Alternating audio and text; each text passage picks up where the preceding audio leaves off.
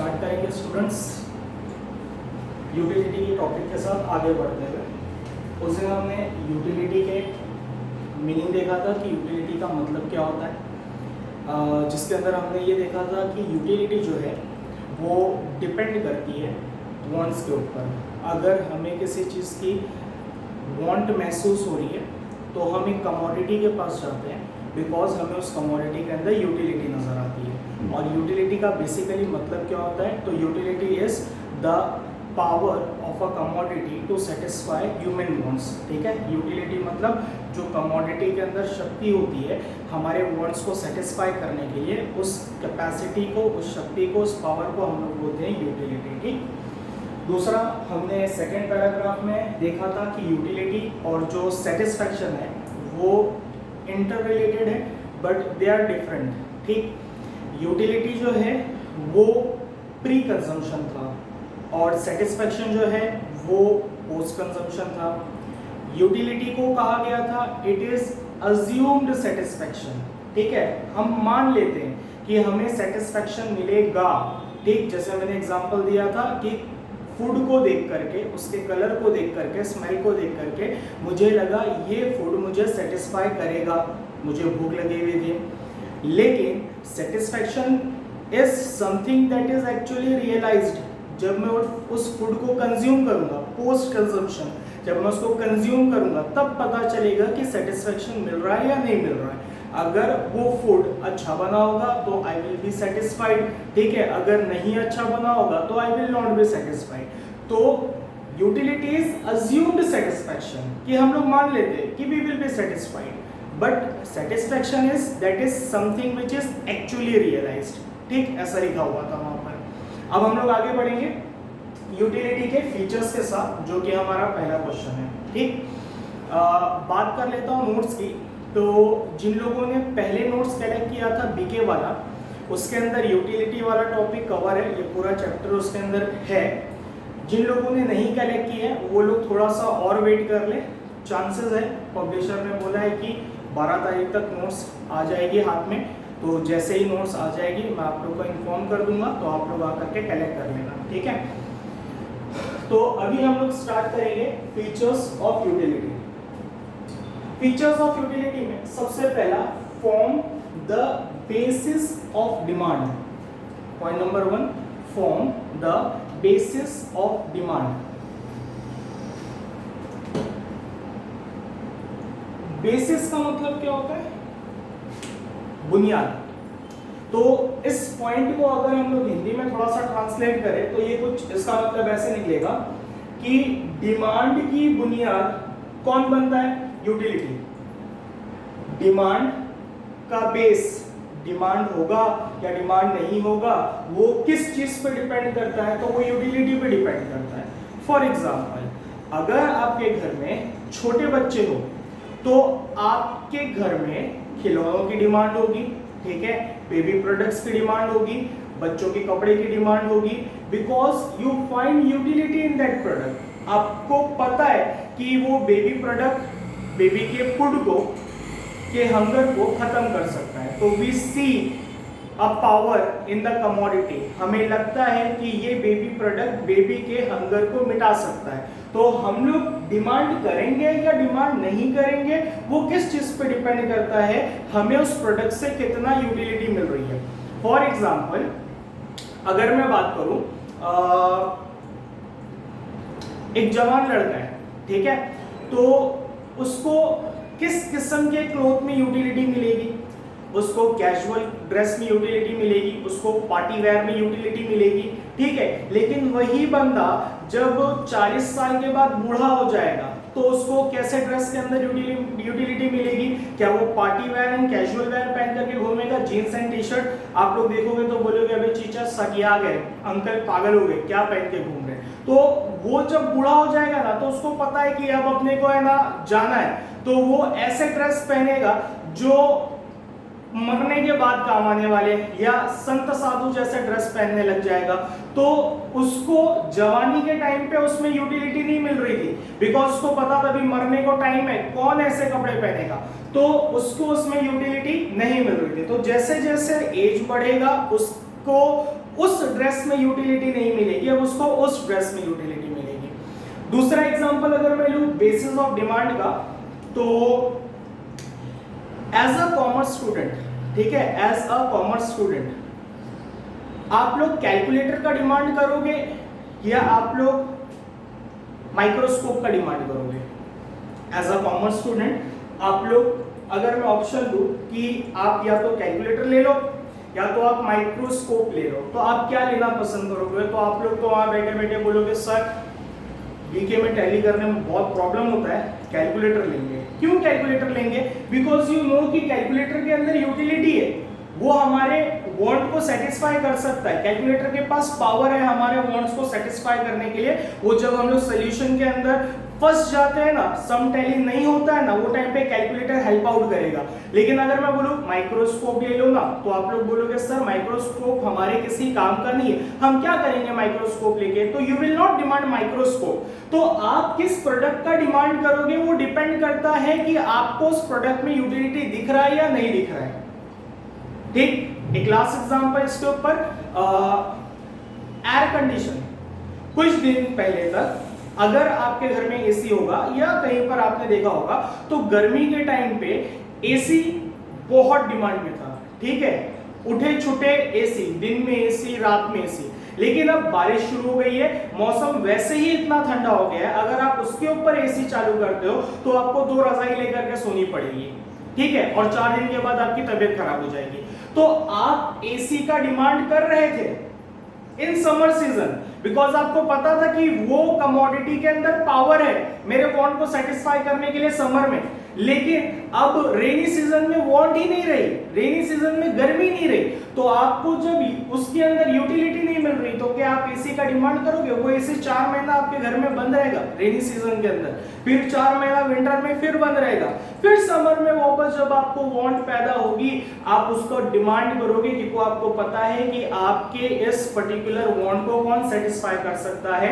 AC, because AC के अंदर utility है टू सेटिस्फाई द वांट, ठीक है। तो यूटिलिटी जो है वो बेस बनता है कि आप उस प्रोडक्ट को डिमांड करोगे या नहीं डिमांड करोगे। जैसे कि मैं आपको एक ऑप्शन दे दूं कि पेन लोगे बच्चा या मार्कर लोगे, मैं सारे बच्चों को 10 पेन या 10 मार्कर गिफ्ट दूंगा, आप बोलो क्या चाहिए? तो आप लोग बोलोगे सर हमें पेन दे दो। क्यों पेन दे दो? क्योंकि आपको मार्कर के अंदर कोई यूटिलिटी नहीं दिख रही है, आप मार्कर लेकर के क्या करोगे? आप उससे बुक में थोड़ी लिख सकते हो। लेकिन अगर आप पेन लोगे तो आप पेन से बुक के अंदर लिख सकते हो। आप बोलोगे 12th तो निकल गया, यही 10 पेन पूरे 12th में लिखूंगा, एग्जाम में भी इसी से लिखूंगा, फुल पैसा बच जाएगा मेरा, ठीक है। तो आप किस चीज का डिमांड करते हो, पेन या मार्कर? वो डिपेंड करता है आपको उसके अंदर यूटिलिटी दिख रही है या यूटिलिटी नहीं दिख रही है। तो पहला पॉइंट था utility form the basis of demand, ठीक है। यूटिलिटी डिमांड का बेस है। अगर आपको प्रोडक्ट में यूटिलिटी दिखती है you will demand that product, utility नहीं दिखती है आप नहीं डिमांड करोगे, ठीक। मैं पॉइंट रीड कर दे रहा हूं, जिनके पास ना हो वो पीडीएफ फाइल ले लेना कम से कम, बाद में गो थ्रू करने के लिए। A person will demand a commodity only if it has utility for him. एक पर्सन डिमांड करेगा अगर उसको उस कमोडिटी में यूटिलिटी दिखती है। A person will not demand a commodity if he does not have any utility to him. तो सीधी सी बात, अगर यूटिलिटी है डिमांड करेगा, यूटिलिटी नहीं है डिमांड नहीं करेगा। Thus utility is the basis for demand। खत्म। एग्जाम्पल इसमें लिखा हुआ है an educated person will not demand a book as it has no utility for him, and uneducated person will not demand a book. मतलब एक जाहिल अनपढ़ book क्यों डिमांड करेगा? आप बुक के स्टॉल देखते हो, ठीक है, बुक के स्टॉल में बहुत सारी बुक्स होती है। कुछ लोग बोलेंगे सर अगर उसकी पढ़ाई खत्म हो गई हो तो मार्केट में नॉवेल्स वगैरह की भी बुक आती है, ठीक है, लिटरेचर आता है, जिनको पढ़ने का शौक होता है, रीडिंग का शौक होता है, न्यूज़पेपर का शौक होता है। तो ऐसा बंदा जो अनएजुकेटेड है वो ना तो बुक्स की डिमांड करेगा ना न्यूज़पेपर की डिमांड करेगा, क्योंकि उसको पढ़ने नहीं आता है, ठीक है। क्यों? But a student will demand a book as it has utility for him। लेकिन अगर एक स्टूडेंट होगा तो वो यूटिलिटी दिख रही है बुक में तो वो उसको डिमांड करेगा। जैसे कि अभी आप लोग को वहां बैठे बैठे महसूस हो रहा होगा, यार काश मेरे पास नोट्स होती तो मैं भी देख देख के रीड कर पाता, ठीक है, या घर पे बैठ करके याद कर पाता। Because you see there is a utility in books. आपको पता है अभी आपकी जरूरत यह है कि आपको याद करना शुरू करना है, और आप याद कैसे कर पाओगे, तो आपके पास बुक होना चाहिए। तो आपकी एक वांट जनरेट हो रही है टू लर्न समथिंग, और उसके लिए आपको क्या चाहिए, बुक, क्योंकि आपको बुक में यूटिलिटी नजर आ रही है।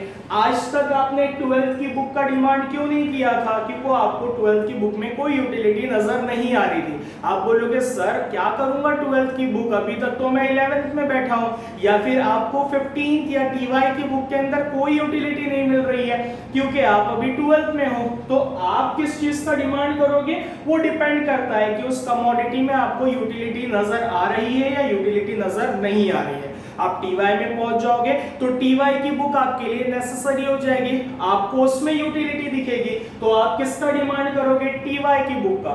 तो जिस कमोडिटी में हमें यूटिलिटी नजर आती है वो कमोडिटी का हम डिमांड करते हैं। तो हम ऐसे बोल सकते हैं utility forms the basis of demand, ठीक है। एक और एग्जांपल है उसके अंदर, कैलकुलेटर वाला है। A student pursuing arts, science commerce arts, तो अ स्टूडेंट परसुइंग आर्ट्स, ऐसा बच्चा जो आर्ट्स से पढ़ रहा है, will not demand a calculator. वो कैलकुलेटर क्यों मांगेगा, आर्ट्स में आपको पता होगा खाली थ्योरी होती है, रट्टा मार, तो वो कैलकुलेटर डिमांड नहीं करेगा आर्ट्स वाला बच्चा। As it has no utility for him, जैसे आपके लिए माइक्रोस्कोप के अंदर कोई यूटिलिटी नहीं थी, वैसे ही आर्ट्स के बच्चे के लिए कैलकुलेटर में कोई यूटिलिटी नहीं होगी। A student pursuing commerce will demand it, लेकिन ऐसा बच्चा जो कॉमर्स पढ़ रहा है वो कैलकुलेटर का डिमांड जरूर करेगा। Second point, ethically neutral. आपने वर्ड एथिकली कहीं पहले सुना है? एथिकली जो वर्ड है वो एक वर्ड से निकला है, एथिक्स। एथिक्स ये आपने शायद मॉरल साइंस में सुना होगा, moral science 3rd standard 2nd standard में EVS के नाम पे बुक चलती थी जो मॉरल साइंस सिखाती थी, अच्छा और बुरे के बीच में फर्क, ठीक है, ये अच्छा चीज है ये बुरा चीज है। जैसे कि मॉरल साइंस में ना एक स्टोरी होती थी और लास्ट में ना मॉरल लिखा होता था, जैसे कि रास्ते में केले का छिलका नहीं फेंकने का, उससे क्या हो सकता है, दूसरे लोग फिसल सकते हैं। तो एथिक्स क्या बताता है अपने को, एथिक्स बताता है, एथिक्स डिफरेंशिएट बिटवीन गुड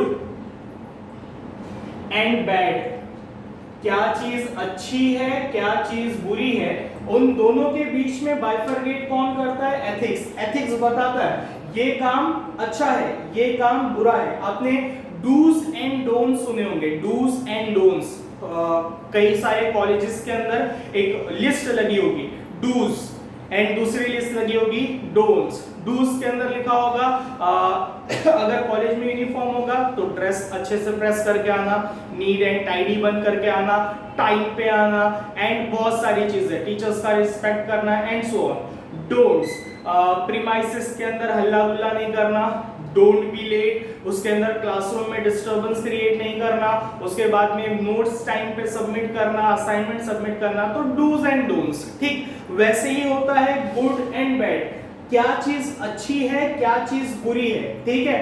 जैसे कि अपने से छोटों का अदब करना, ठीक है, उनसे प्यार से बात करना, ये गुड है, अच्छा है। बुरी चीज अपने से छोटे को चलते फिरते लिए टपली दे रहे, घर के अंदर नॉर्मली होता है, अपने छोटे भाई बहन होते हैं तो अपन लोग की इज्जत बिल्कुल नहीं करते, ले उठे छोटे टपली, उसको बोलते हैं चलिए काम कर, नहीं करेगा तो ले टपली दे दी उसको, बस यहाँ से तो कुछ नहीं करता है। तो अच्छा और बुरे के बीच में, गलत और सही के बीच में जो डिफरेंशिएट करता है उस वर्ड को मैं बोल सकता हूँ ethics. Ethics differentiate between good and bad. तो एथिकली न्यूट्रल, न्यूट्रल वर्ड कभी सुने, न्यूट्रल जिन लोगों ने गाड़ी वगैरह चलाया होगा, चाहे वो बाइक हो चाहे वो 4 व्हीलर हो, उनको न्यूट्रल वर्ड का प्रॉपर पता होगा। न्यूट्रल या फिर आपने रियल लाइफ में न्यूट्रल वर्ड सुना होगा। न्यूट्रल का मतलब होता है जो ना तो इस तरफ है ना तो इस तरफ है। फॉर एग्जांपल 3 दोस्त हैं, ठीक, 3 दोस्तों का फ्रेंड सर्कल है, उसमें से 2 दोस्त का लफड़ा हो गया, तीसरा वाला वहां खड़ा है, अब ना तो वो इसके तरफ से बोल सकता है ना तो वो इसके तरफ से बोल सकता है, he has to be neutral. अगर उसने इसके तरफ से बोला तो ये लड़ लेगा उससे, और अगर इसने इसके तरफ से बोला तो ये लड़ लेगा इससे। तो वो जो तीसरा दोस्त है ना, उसको चुपचाप न्यूट्रल बन के खड़ा रहना पड़ेगा, ना तो इसको आग लगा पाऊं ना तो उसको आग लगा पाऊं। He has to be neutral, वरना दोस्ती खराब हो सकती है। ठीक है, तो न्यूट्रल मतलब जो अनबायस्ड है, अनबायस्ड, ना तो इसकी तरफ ना तो उसकी तरफ। एथिकली न्यूट्रल, अब दोनों वर्ड को कनेक्ट करके देखते हैं। एथिकली न्यूट्रल मतलब ना तो ये अच्छे के तरफ है ना तो ये बुरे के तरफ। ये कौन यहाँ पे, ये यहाँ पे यूटिलिटी है। बेसिकली बोलना ये चाह रहा है, utility is ethically neutral. Utility ये नहीं देखेगा कि मैं अच्छी जगह इस्तेमाल हो रहा हूं या मैं बुरी जगह इस्तेमाल हो रहा हूं। आई विल बी न्यूट्रल, आप मेरे को जहां इस्तेमाल करो मैं इस्तेमाल हो जाऊंगा। फॉर एग्जाम्पल अगर मैं बात करूं गन की, तो गन कहां पर इस्तेमाल हो सकती है? गन या तो आप बॉर्डर पे खड़े होकर के टेररिस्ट को मारने के लिए इस्तेमाल कर सकते हो, तो मैं बोलूंगा आपने अच्छा काम किया, उस प्रोडक्ट के अंदर जो यूटिलिटी थी आपने उसका गुड इस्तेमाल किया। Gun has a power to kill, तो आपने टेररिस्ट को मारा, तो गन ने आपके वांट को सेटिस्फाई किया, गन के पास जो पावर थी आपने उसका अच्छा इस्तेमाल किया। ठीक, आपके पास गन है, आपके दोस्त ने आपको बहुत इरिटेट किया, बहुत इरिटेट किया, आपने गन निकाल करके ठोक दिया। ठीक, तो अब मैं क्या बोलूंगा, अबे गन अब नहीं चलना, ये तो गलत जगह चल रही, ऐसे नहीं हो सकता है। गन के अंदर पावर है किल करने का, चाहे आप उससे अच्छे आदमी को मारो चाहे बुरे आदमी को मारो। आप टेररिस्ट को भी मारोगे तो वो भी मरेगा, आप दोस्त को मारोगे तो वो भी मरेगा। दोस्त को मारना लेकिन गलत है, टेररिस्ट को मारना अच्छा है। गन अच्छे बुरे में फर्क नहीं करता है। गन की जब गोली शूट होगी तो गन विल किल, वो मारेगा, वो ये नहीं देखेगा अबे मैं अच्छे जगह अच्छे लोग को मारने जा रहा हूं या मैं बुरे लोग को मारने जा रहा हूं। गन आपके वांट को सेटिस्फाई करेगा, ये नहीं कि आपकी वांट अच्छी थी या आपकी वांट बुरी थी, गन किल कर देगा। तो गन इज एथिकली न्यूट्रल, आप उसको जहां इस्तेमाल करोगे वो इस्तेमाल हो जाएगा। ठीक है, एक दूसरा एग्जांपल हम लोग ले सकते हैं छुरी का, नाइफ। हम लोग नॉर्मली छुरी परचेज करते हैं घर के अंदर सब्जी तरकारी काटने के लिए। ठीक, अगर आप नाइफ से सब्जी तरकारी कट करोगे वो कट करेगा। मैं बोलूंगा ये कैसी वांट है, अच्छी वांट है या बुरी वांट है, तो आप लोग बोलोगे अच्छा है सर रोज खाना है सब्जी तरकारी। ठीक है, तो ये आपकी वांट को सेटिस्फाई किया किसने? यूटिलिटी ने। और ये कैसी वांट थी? अच्छी वांट थी। अगर वही मैं किसी दिन अपनी वाइफ का गला काट दूं क्योंकि वो मुझे बहुत इरिटेट करती है, तो क्या नाइफ बोलेगी मैं नहीं चलूंगी इसके गले पे? नाइफ काट देगी उसका गला, वो मर जाएगी बेचारी। ठीक है, तो वो बुरा काम था। ठीक है, तो नाइफ के पास है पावर टू कट। ठीक, अब वो आप अच्छे जगह पे इस्तेमाल करो या बुरे जगह पे इस्तेमाल करो, नाइफ विल बी न्यूट्रल। ठीक है, वो जो छुरी है ना वो न्यूट्रल रहेगी। It has the power to satisfy my want, और वो वांट सेटिस्फाई करेगी। वो ये नहीं देखेगा कि आप अच्छा वांट सेटिस्फाई कर रहे हो या बुरा वांट सेटिस्फाई कर रहे हो। ठीक है, पॉइंट पे देखते हैं क्या लिखा है। The concept of utility does not consider whether the commodity satisfy a good want or a bad want. ठीक, वो ये नहीं देखेगा कि आप एक अच्छी want satisfy कर रहे हो या आप एक बुरी want satisfy कर रहे हो।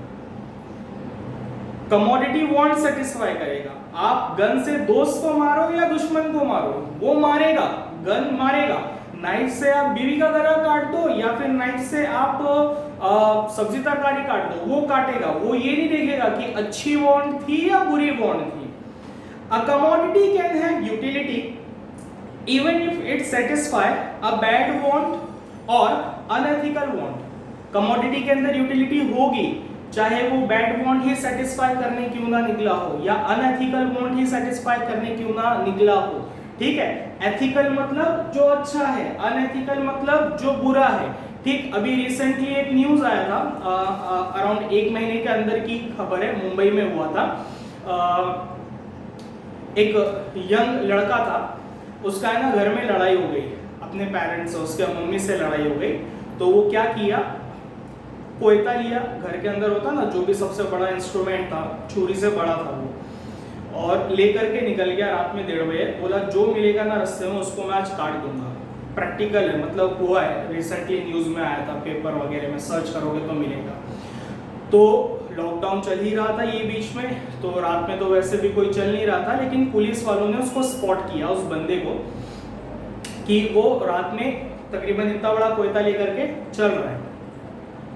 तो पुलिस वालों ने उसको दूर से पहले रोकने की कोशिश की, तो वो नहीं सुना। तो उसने, जब पुलिस वाले नजदीक पहुंचे तो उसने हमला कर दिया। उसने उस बीच में 4 पुलिस वालों को कट किया, 4 या शायद 2 को, एक 4 शायद से, एक के हाथ पे कट किया, एक के यहाँ पे कट किया, एंड तब तक बाकी के पुलिस वालों ने उसको पकड़ लिया। तो जब वो कोयता लेके निकला था, तो कोयता क्या बोलेगा, देख भाई मैं घर में रहूंगा तो सब्जी तरकारी काटूंगा, बाहर निकलूंगा तो पुलिस वाले को नहीं काटूंगा, ऐसा बोलेगा क्या? नहीं, उस कोयते के अंदर पावर है टू कट। आप चाहे उससे अच्छी वांट सेटिस्फाई करवा लो, आप चाहे उससे बुरी वांट सेटिस्फाई करा लो, मैं वांट सेटिस्फाई करूंगा, ठीक है, वो न्यूट्रल है, मैं वांट सेटिस्फाई करूंगा, चाहे वो वांट अच्छी हो चाहे वो वांट बुरी हो। तो अगर आप कोई गलत वांट भी सेटिस्फाई कर रहे हो ना with a product which has utility, तो वो आपकी वांट को सेटिस्फाई करेगा। आगे लिखता है, utility does not consider any moral और एथिकल फैक्टर। यूटिलिटी मॉरल और एथिकल फैक्टर नहीं देखता है कि आप उसको सही जगह इस्तेमाल कर रहे हो या गलत जगह इस्तेमाल कर रहे हो। In short it is ethically neutral. Ethically neutral, उसने एग्जांपल के तौर पे गन वाला एग्जांपल लिया है। A gun has a utility for a soldier as well as a terrorist. Gun के अंदर सोल्जर को भी मारने की पावर है और वो टेररिस्ट को भी मार सकता है, ठीक है। एक सोल्जर, जैसे कि वही गन AK-47 जब अजमल कसाब के हाथ में होगी तो वो सोल्जर को मारेगा, पुलिस वालों को मारेगा, सोल्जर को मारेगा, लेकिन वही गन जब पुलिस वालों के हाथ में होगी तो वो टेररिस्ट को मारेगा। तो गन के अंदर पावर है, चाहे वो सोल्जर को मार दे चाहे वो टेररिस्ट को मार दे। गन ये नहीं बोलेगा कि तू सोल्जर को मार रहा है, मैं गलत काम नहीं करता, ऐसे नहीं बोलेगा। वो एथिकली न्यूट्रल है, आप उसको जहां इस्तेमाल करोगे वो इस्तेमाल हो जाएगा। Third point, not also not the same as usefulness, also not same as usefulness। Usefulness का मतलब क्या होता है? जो चीज हमारे काम की हो उसको हम लोग बोलते हैं इट इज यूजफुल। बोलता है utility is not same as usefulness. जैसे कि अभी तक आपको ऐसा लगा होगा कि अगर हम वो कमोडिटी को इस्तेमाल कर रहे हैं, अगर वो कमोडिटी हमारे वांट को सेटिस्फाई कर रहा है, अगर कमोडिटी में पावर है हमारे वांट्स को सेटिस्फाई करने के लिए, तो हम उसको डिमांड करते हैं, मतलब वो हमारे लिए यूजफुल होगा ना। जरूरी ना हो कि वो कमोडिटी हमारे लिए यूजफुल हो। एग्जाम्पल के तौर पे एक हुक्का लवर है, ठीक है, नॉर्मली आजकल सारे स्टूडेंट्स पीते ही हैं, ठीक। तो एक हुक्का लवर है, तो उसको हुक्के में यूटिलिटी दिखेगी या नहीं दिखेगी? दिखेगी। कुछ लोग को तो इतनी दिखती कि वो लोग घर में ही पॉट ला करके रखे हुए होते हैं, जब मन करता उसके ऊपर कोयला लगाते और इस्तेमाल करते हैं, तो उसको हुक्के के अंदर यूटिलिटी नजर आएगी। लेकिन क्या हुक्का उसके हेल्थ के लिए यूजफुल है? ना। लॉन्ग टर्म में कहीं ना कहीं उसके लंग्स को जरूर इफेक्ट करेगा, ठीक है।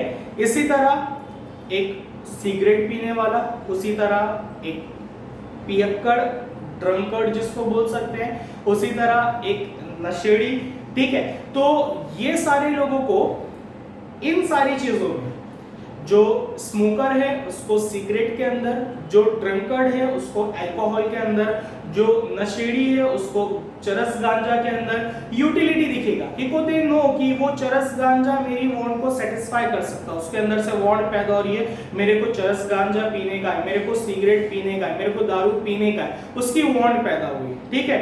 तो उसको चरस गांजा में यूटिलिटी दिख रही है। लेकिन क्या वो चरस गांजा उसके लिए यूजफुल है? तो ना, मैं बोलूंगा नहीं यूजफुल है। तो utility is not same as usefulness. आपको अगर किसी प्रोडक्ट में यूटिलिटी दिख रही है तो जरूरी नहीं है कि वो आपके लिए यूजफुल भी हो। एग्जांपल के तौर पे आपका मोबाइल, ठीक है, हमें मोबाइल में बहुत यूटिलिटी मिलती है, इतनी यूटिलिटी मिलती है ना कि आजकल आप लोग दिन में 12-12 घंटा मोबाइल इस्तेमाल कर रहे होंगे। अगर आपके मोबाइल के अंदर लॉग शो कर रहा होगा ना तो देखना कि आप मोबाइल कितना इस्तेमाल कर रहे हो। 8 से 12 घंटा आप दिन भर में मोबाइल में प्रॉपर ऑनलाइन रहते हो। ऑनलाइन मतलब या तो कभी यूट्यूब चला रहे हो, या गेम खेल रहे हो, या व्हाट्सएप चला रहे हो, या इंस्टा चला रहे हो, या टिकटॉक चला रहे हो, प्रॉपर 8 से 12 घंटा। तो आपको मोबाइल में यूटिलिटी दिख रही है, लेकिन क्या मोबाइल यूजफुल है? नहीं, वो आपके टाइम को खा रहा है। ठीक है, आप अपना टाइम वेस्ट कर रहे हो। आप इस टाइम को यूज कर सकते थे प्रोडक्टिव जगह पे। आप इसको यूज कर सकते थे अगर आप लड़की वगैरह हो तो घर में खाना पकाने सीखने के अंदर, अगर आप लड़के हो तो आप कोई दूसरी प्रोडक्टिव एक्टिविटी सीख सकते थे जो आपको बाद में हेल्प कर सकती थी, या कुछ नहीं तो आप कुछ ना कुछ सीख सकते थे जो आपके 12th में काम आ सकता था। तो जिस प्रोडक्ट में यूटिलिटी दिख रही है जरूरी नहीं है कि वो यूजफुल भी हो। तो also not same as usefulness. Point read कर रहा हूं। Usefulness is the benefit that is derived by consuming a commodity. Usefulness का मतलब क्या होता है? जो बेनिफिट हमें मिलता है कमोडिटी को इस्तेमाल करके, उसको हम लोग बोलते हैं यूजफुलनेस। ठीक, जैसे कि मार्कर को यूज करूंगा तो क्या ये मेरे लिए बेनिफिशियल है? हाँ, क्योंकि ये मुझे लिखने में काम देगा, इट इज यूजफुल। अगर यही मैं पेन लेकर के लिखूंगा तो pen will not be useful. ठीक है, तो जो बेनिफिट में डिराइव कर रहा हूं ना कमोडिटी को इस्तेमाल करके, उसको हम लोग बोल सकते हैं usefulness. Usefulness is the benefit that is derived by consuming a commodity, whereas utility is the want satisfying power of a commodity. और यूटिलिटी का मतलब पता है, non satisfying power of a commodity. Commodity having utility need not to be useful. जिस commodity के अंदर utility हो जरूरी नहीं कि वो यूजफुल हो। इस पॉइंट को उसने एक्सप्लेन किया। Commodity having utility need not to be useful. Need not to be useful मतलब जरूरी नहीं कि वो यूजफुल हो। एग्जांपल देख लेते हैं। Alcohol has utility to drunkard.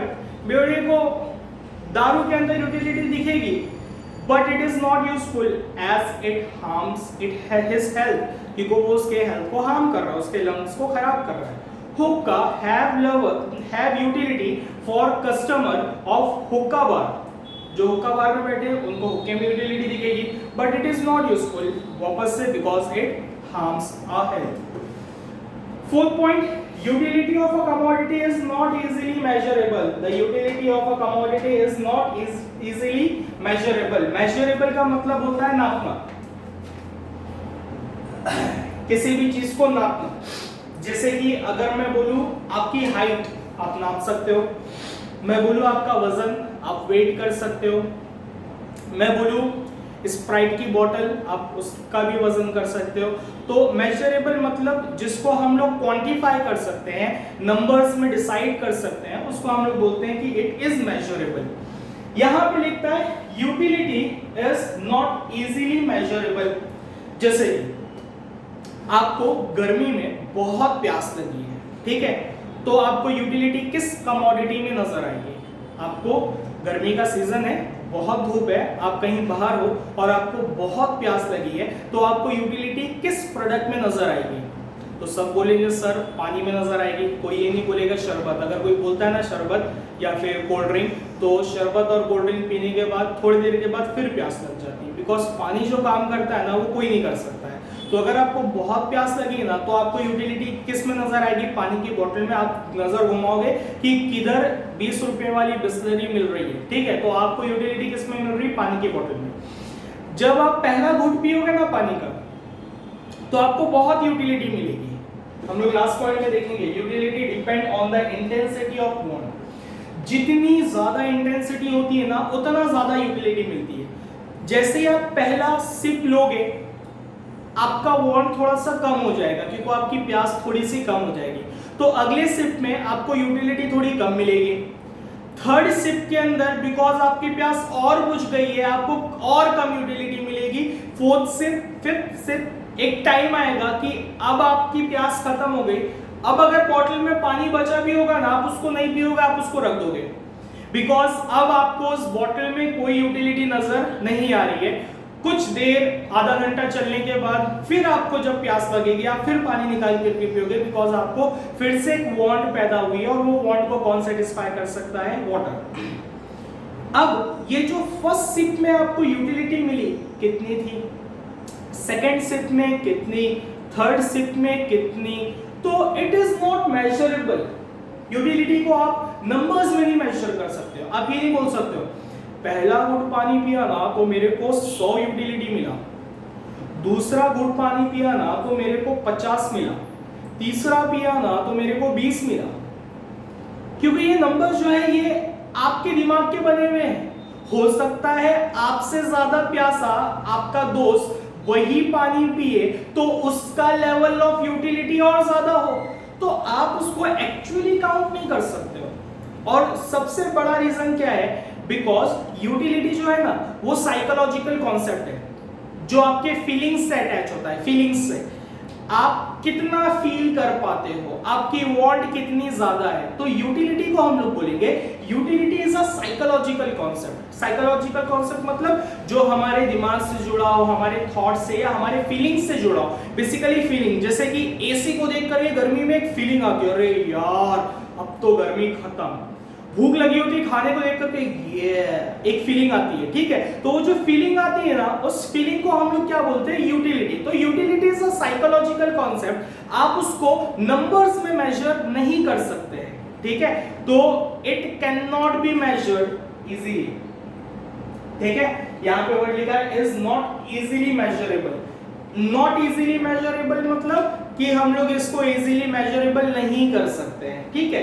अब मेजर काय में करना है, नंबर्स में बात कर रहे हैं, ठीक है। तो जब हम लोग मेजरमेंट की बात करते हैं तो वी क्वांटिफाई, क्वांटिटी बताते हैं कि कितना, हाइट नंबर्स में, वजन नंबर में, बॉटल का कितने लीटर की है वजन में, वॉल्यूम वगैरह। तो जितनी भी चीजें जो हम लोग मेजर करते हैं ना, वी क्वांटिफाइड, नंबर बताते हैं इतना नंबर। और यूटिलिटी को हम लोग नंबर्स में इजीली मेजर नहीं कर सकते। लिखता है utility is a psychological concept, it is intangible and invisible, because वो हमारी फीलिंग है, हम उसको देख नहीं सकते। इनटेंजिबल का मतलब होता है the things we can not see, ठीक है, वी कैन नॉट टच, उसको हम लोग बोलते हैं इनटेंजिबल। ऐसी चीज है जिसको हम लोग छू नहीं सकते, जिसको हम लोग अपने आईज से देख नहीं सकते, बट वी कैन फील, उसको हम लोग बोलते हैं इनटेंजिबल। एग्जाम्पल के तौर पे हवा, हवे को आप देख नहीं सकते हो, हवे को आप छू नहीं सकते हो, बट यू कैन फील। जब एक सरसराती हुई ठंडी हवा निकलती है ना, you can feel. Recently cyclone चला था तो आपके घर में हवा आ रही होगी, यू कैन फील इट कि हाँ हवा चल रही है, but you can not see it and you can not touch it. तो ऐसी चीजों को जिनको हम लोग देख नहीं सकते एंड टच नहीं कर सकते, उसको हम लोग बोलते हैं इनटेंजिबल। तो लिखता है utility is intangible and invisible, हम लोग उसको देख नहीं सकते हैं। इट इज इनहेरेंट फीलिंग, ये हमारे अंदर की फीलिंग होती है। इनहेरेंट मतलब अंदर का, तो ये हमारे अंदर